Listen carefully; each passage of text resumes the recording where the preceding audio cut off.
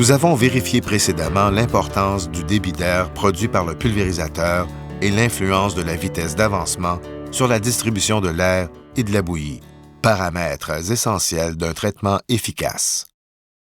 D'autres points importants sont à considérer. La quantité de bouillie selon le type de traitement et la distribution de la bouillie selon le type de pulvérisateur. Sur des pommiers standards, les traitements en concentré, c'est-à-dire de 400 à 600 litres de bouillie à l'hectare pour un TRV de 100 %, sont effectués par exemple lors d'application de fongicides en protection. Ces produits ont généralement un excellent pouvoir de redistribution sur le feuillage. Les traitements insecticides visant les adultes plus mobiles et qui agissent par contact ou ingestion se feront également en concentré. Sur des pommiers standards, les traitements en dilué, soit 1000 litres de bouillie à l'hectare pour un TRV de 100 %, sont nécessaires lors des traitements suivants. Les insecticides visant les œufs d'insectes qui ne peuvent se déplacer. Les fongicides utilisés en post-infection. Les régulateurs de croissance et les produits d'éclaircissage qui doivent être absorbés par la plante pour être efficaces.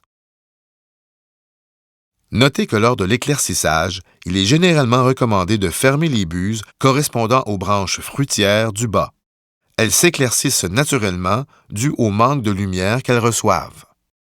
Lors des traitements en dilué, il est impératif de diminuer la vitesse d'opération, non seulement pour augmenter le débit à l'hectare, mais pour permettre la distribution du produit jusqu'au centre et en haut des arbres.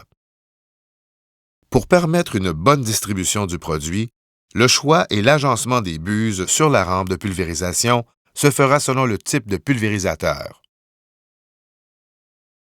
Pour les pulvérisateurs de type couronne, le 2/3 de la bouillie devra être fourni par la moitié supérieure et le tiers dans la moitié inférieure du pulvérisateur. Pour les types tours bien adaptés au gabarit des arbres, on choisit des buses de débit égal. Ces proportions générales peuvent varier selon la hauteur de la tour et des arbres à traiter. Dans le cas des tours trop basses par rapport à la hauteur des arbres et ou nécessitant de varier l'angle des buses de la partie du haut, ainsi que pour les modèles hybrides, il est préférable d'opter pour le même agencement que pour un pulvérisateur conventionnel avec une couronne, soit 2/3 et 1/3. Nous connaissons maintenant les paramètres à considérer pour un traitement efficace et nous avons procédé à certains ajustements.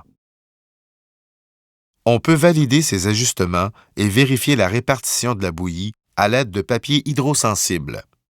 Les papiers sont disposés à tous les 0,5 mètres sur une tige de bambou de la hauteur des arbres.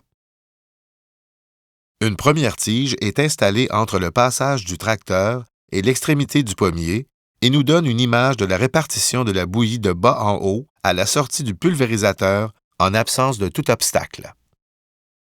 Une deuxième tige installée au centre de l'arbre nous donne une image de la pénétration de la bouillie jusqu'au milieu de l'arbre. Une troisième est disposée à l'extrémité de l'arbre du côté le plus éloigné du pulvérisateur et nous renseigne sur la capacité de la bouillie à traverser toute la masse du feuillage. Après le passage du pulvérisateur, l'impression des papiers nous donnera une bonne image de la répartition de la bouillie. On peut aussi se servir d'une bouillie préparée avec du kaolin et pulvériser directement sur le feuillage. Le résidu blanchâtre est bien visible sur les feuilles et nous donne également une bonne image de la répartition de la bouillie.